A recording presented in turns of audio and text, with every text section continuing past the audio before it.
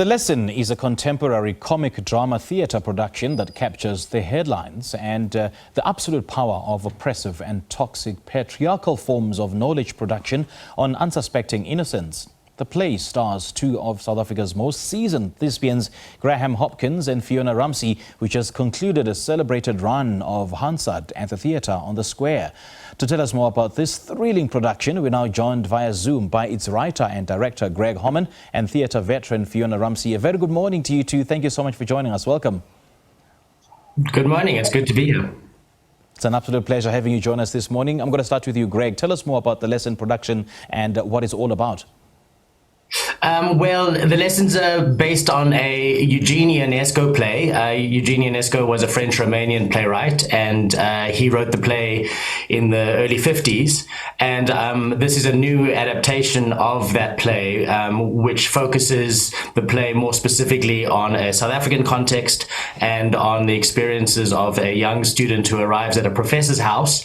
And she's very excited to be there to learn from this sort of professor who's been celebrated by his university, and the play pulls you in with humor and comedy and slowly starts to turn into something a little bit more dark and a little bit more sinister. So it's a play in the South African context that's really about I suppose the experiences of Roads Must Fall and what it means to be part of a education system or to go to an education system in South Africa today, where you may encounter a legacy that belongs to, I suppose, South Africa's colonial roots. And you wrote and directed this play. Now speak to us about the vision that you had for this production and how it was brought to life. Yeah, so I mean, I've taught at South African universities for over 15 years, at particularly Wits School of Arts and a little bit at the University of Pretoria and so on. And I suppose what interested me about this play, which was an idea that came up 5 years ago around the Roads Must Fall movement, was what the experience of students really is in a South African institution, particularly students where English is not their first language. Yeah. And so the vision has really been about trying to use this old play and re-energize it for a South African audience, and really try and capture what the experience may be in a theatrical way for a student who arrives at a university in South Africa today. So it's using theatre to kind of explore that. All right, Fiona, let me also bring you in. It's very good to see you. Good morning. Thank you. Yes. Now, speak to us about the character that you play and their backstory in this play. Well, she has a very deep and dark and sinister backstory, I think. But what I wanted to say about The Lesson is it embraces all aspects of what theatre aims to do. So it entertains, it's wildly funny, it educates in a sense that it makes you think. And what it causes afterwards is reflection. Yeah. It causes you to reflect about things, which I think we're at a critical stage in South Africa where theatre needs not just to entertain. I think we've been through a legacy of running away from problems. There on the screen, you see my wonderful character, Mari.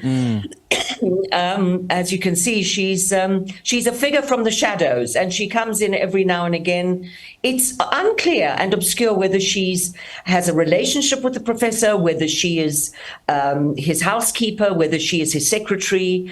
But in the play, she forms an ally with the student to try and help them. But without giving too much away, the end of the play does have a twist to it, which is unexpected for the audience, but extremely exciting and compels them to actually confront their own imagery in a way, their own vision of what life is. Greg said that he's in education and has been. I in fact taught with Greg at Wits University. So a lot of these issues that were raised were quite familiar to us in a way. And so we were able to highlight just exactly what decolonizing a curriculum actually means and implies. And a very relevant and topical subject that this play focuses on. And you work alongside another theatre veteran, Greg Hopkins, and newcomer Lihle Ngubo.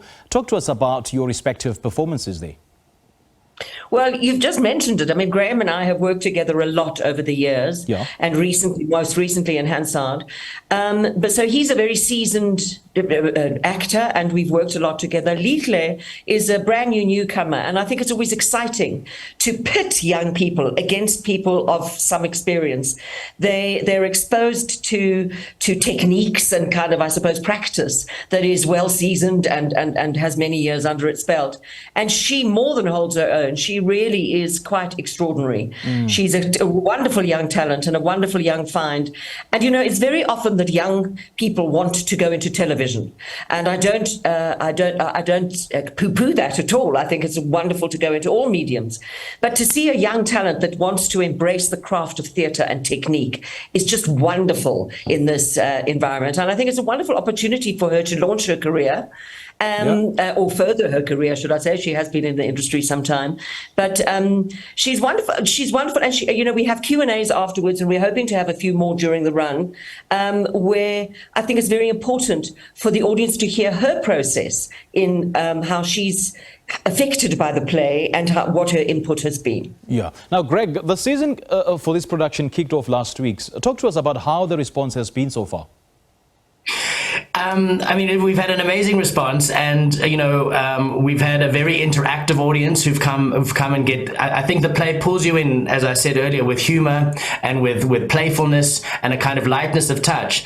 And then the play is very cleverly structured because it then starts to turn in on itself. But because you've laughed and because you've kind of engaged with these characters and you've bought into their relationship, you feel quite invested in their relationship. So we've seen a very kind of responsive audience that have I mean, there's been audible kind of gasps and kind of comments through the course of the performance, and it's also caused a lot of conversation afterwards. So as Fiona says, it's a conversation starter, this play, and I don't mean that in a kind of heavy, morbid kind of way. I think the play, because it's theatre of the absurd and because it throws up a lot of symbols, and everyone is going to have a slightly different take on what it's really exploring, and it's got layers to it. So as much as we've been speaking about it being about decolonizing kind of education theme, it's also about gender and politics in relation to what it means to be taught by an old white male in a university and being a female in a university in those kinds of contexts. So it's a conversation starter, and we've really seen people hang around after the performance and really kind of want to talk about it and want to kind of go, what does that mean and what does this mean, and did you think that so I think it has real elements that kind of tick all the boxes in that, and it's highly theatrical, and what's also wonderful about it is it's 70 minutes. So you've got this quite complex play that happens very quickly. In 70 minutes, you're kind of in and out, and then people want to hang around and chat about it. So we've really had a wonderful week, and we've got 2 weeks left for people to get to the Market Theatre and see it. You know, Greg, it's quite incredible how you so craftily managed to blend humor with very, I would say, complex topics such as gender, such as, education or the decolonization of education here in South Africa. And you also mentioned that it's a conversation starter. So what are some of the conversations that you're hoping this play will start?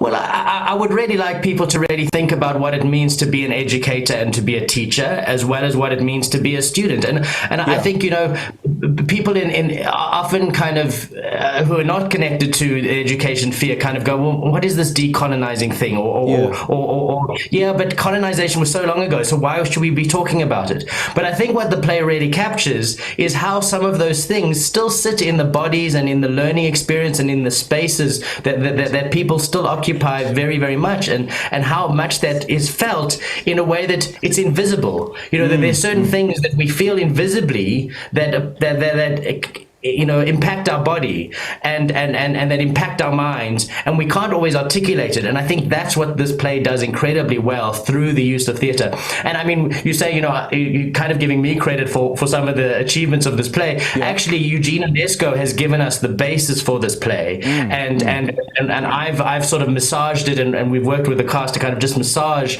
some of the politics of it. But essentially, the play is a classic Eugene Ionesco theatre of the absurd play that has just been re-energized by the context that we are exploring in it. Right. Now, Fiona, what are some of the key lessons that you're hoping the audience will walk away with, especially from your character? And in the same breath, what has working on this particular production, taught you, about how you have evolved as a thespian? So, just exploring theatre of the absurd, is wonderful to work in different genres. So it's wonderful to work in naturalism or presentational theatre, representational theatre. So that was a key sort of factor that drew me to the play, was working in a different style and working in a heightened style. In terms of my character, I think her role in the play is to be comic relief. There's no doubt she comes in and breaks a lot of the tension that is built between the professor and the student. She's an ally, and the audience is seduced into quite a lot of comfort with her, and they feel quite comfortable laughing at her, and she's sort of the comic relief. And then, as Greg said, the play takes on a different turn. And the audience is forced to think all the time about the relationships between her motives and the motives of the professor and the motives of the student. And I think what audiences take away from it is, if they haven't thought about education, they start thinking about it in a slightly different way. Sure. And if they have, there's a lot of identification, especially from young people and young students, and from people that are teachers or lecturers. So, and in fact, I suppose from parents, it's quite interesting because they get exposed to something that they not always readily understand with their students, with their children, and being a student. Because I think that the landscape of education has changed enormously, and continues to. I mean, the other day I heard that they're going to introduce schools where children don't have to, or students don't have to sit down. They can wander around the class. Now, I don't know, as an educator, if I'd be able to deal with that, right. with students wandering around the class. But I think what the play does is it hones in on a very particular